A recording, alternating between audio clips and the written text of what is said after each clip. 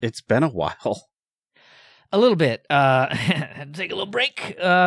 Oops. But we're back. We're here. We made it. We're back. And turns out there's a lot of crazy stuff that happened while we decided to take a break. And maybe that was a good thing we got caught up on some of those things, during that little, hiatus. Yeah. Yeah. More than just life happened to create all of this. That a little bit of that had to do with Caden Live. But first, I want to talk a little bit about KDE and their global themes. Yeah, this one's got some sting to it, I gotta say. Yeah, right after I decide, let's go all in on KDE Plasma 6, Plasma 5.28, and let's ride the lightning and go to And it was good. It still is good, but maybe this isn't good. No, so late March, it's a couple of weeks ago, Jensen Vars on Reddit decided to install a global theme named Gray Layout, created by Satoru Gojo. And Dan, did you know that global themes had your user access on the system? No, that seems a little strange. I mean, I get that, sometimes in packaging, things have access to a lot of your system. I get that. Mm-hmm. But, nope, didn't know that one. Nope, because this global theme decided to go in and RMRF everything that was user touchable. Yeah, that's less than good.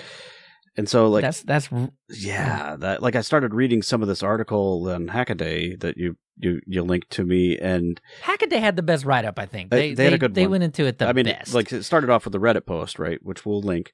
But then it said, it started behaving oddly, and then prompted for a root password. That sounds bad. Why are your themes asking for a root password, right? Yeah. The unfortunate part was that was the first tip-off. Yeah, right? Some of it was already too late by then, right? Right. That was not great. So KDE comes back and says, warning, on Mastodon. They say, warning, global themes and widgets created by third-party developers for Plasma can and will run arbitrary code. You're encouraged to exercise extreme caution when using these products. A user has had a bad experience installing a global theme on Plasma and lost personal data. Global themes change the look of Plasma, but also the behavior. To do this, they run code, and this code can be faulty, as in the case mentioned above. The same goes for widgets and plasmoids.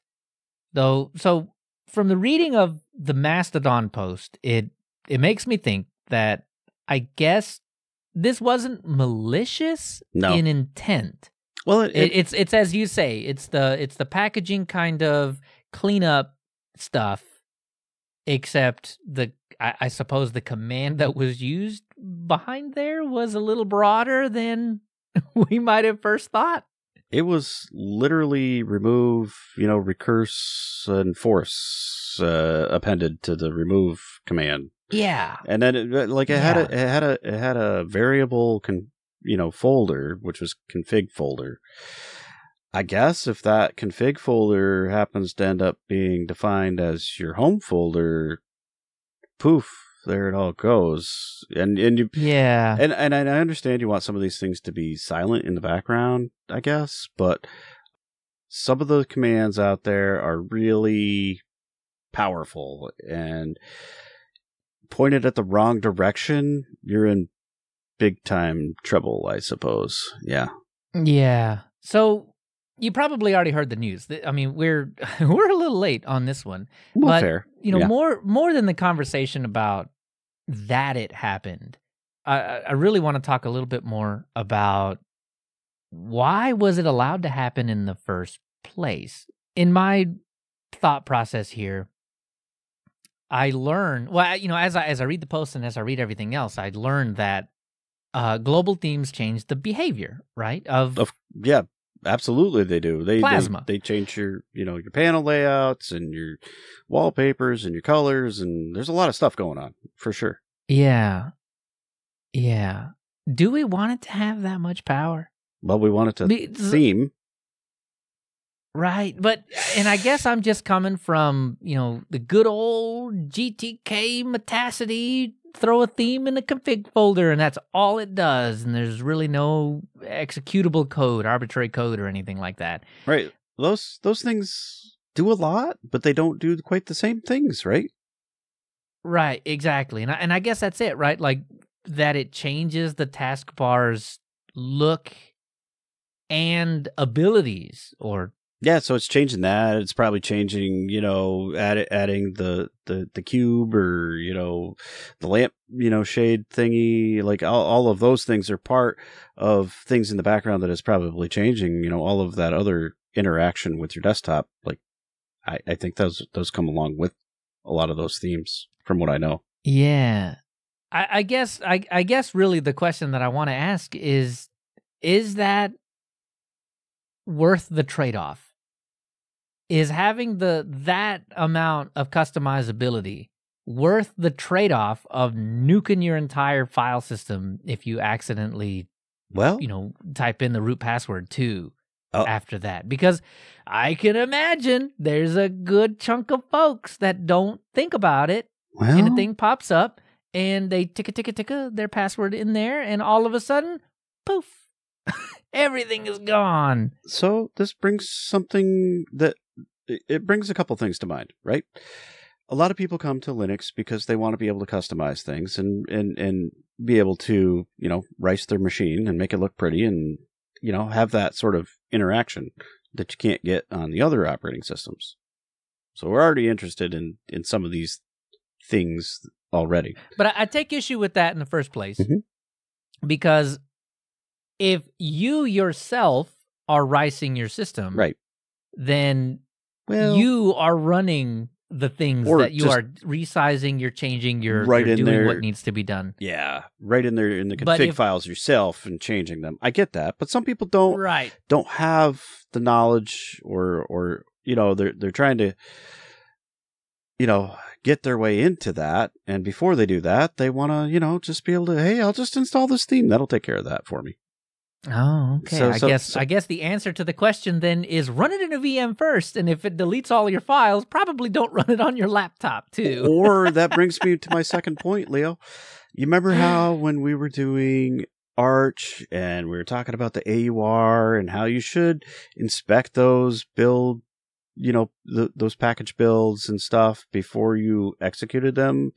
Don't make good points. I mean, it's open source. The thing is out there someplace. You could probably, I get you might not know what's going on in there, but it's probably something you should inspect, I guess, before you run it.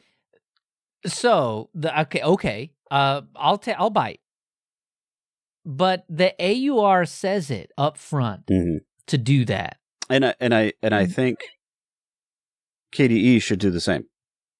Okay, I agree. They should. There should be a warning label on the tin. And if they do that, you'll placate me enough that I'll shut up about this. Yeah. But man, until then, I'm just going to ring the bell of we shouldn't give global themes the ability to do that. Now, you've probably not heard me say the word widget or plasmoid, because those are essentially full programs. They are running and doing things on your desktop. Going into that, and this might just be because of my own experience, right? I mean, I know that widgets are full code and plasmoids are definitely running things in the background, but you can see it. They're doing stuff. It makes sense that they would have access to at least the stuff that you explicitly give it access to, right? But there's that, at least in my mind, there's that thought process in the back of, well, they're doing stuff. So, I mean, I should be careful with these. This is code here we're talking about. It just did not occur to me that global themes, aside from the artistic assets that come along with them, they come along with executable code too.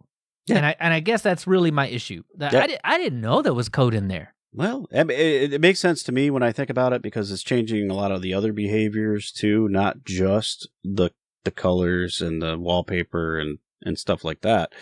It could be adding widgets and plasmoids in there. In order to do that, obviously, you need to be able to do some of those things, right? Yeah. So I don't know. I think short of you yourself inspecting some of these things, it needs to be something that happens. It needs a peer review potentially or something like that. I mean, who has time for that, right? There you go. That's where I was going with this. Like, yeah, after someone gets bit by something, of course they're gonna go and probably. Well, actually, I don't even know that they would. Right? Like they'll go complain on Reddit. Did that guy immediately go and click the button of report spam? This nuked my machine.